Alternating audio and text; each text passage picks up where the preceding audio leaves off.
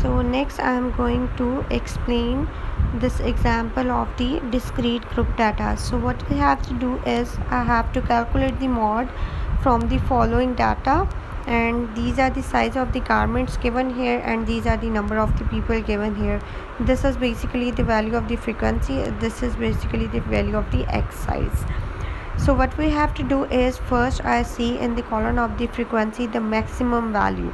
So the maximum value here is 65. This is the highest value. So going straight in that row, the value of the x basically here is 31. So 31 is my mod. So this is the how you calculate the mod in the you can say when the question is in the form of the discrete group data. So what we have to do is we have to first see the column of the frequency and the maximum value in the frequency column, going in that straight row, in that straight line horizontally. I got the value of the x, that is 31. So 31 is the mod here. So this is the example for the discrete group data. Now further is the example of the continuous group data here. So what we have to do is we have to calculate the mod from, you can say, from this example.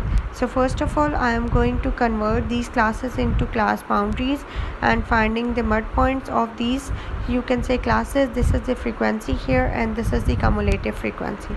So what we have to do is, this is our formula for the mod, that is mod which is equals to L plus Fm minus F1 over Fm minus F1 plus Fm minus F2 multiplied by H. So Fm is basically the frequency of the model class. So this is the Fm is basically the highest frequency, the value that is highest in that column. So highest frequency is here 304.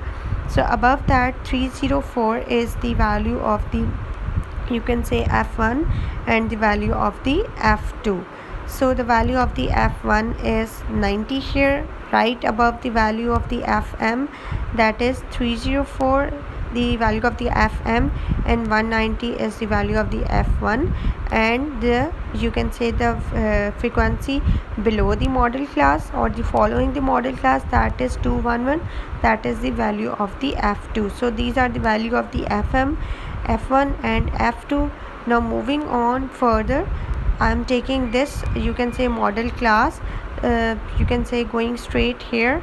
So 59.5 is my the value of the L, that is lower class boundary, and the difference between these these two class boundary of the model class is basically 10.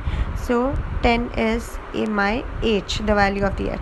So putting all these values in that formula, I got the value of the mod. So mod is 65.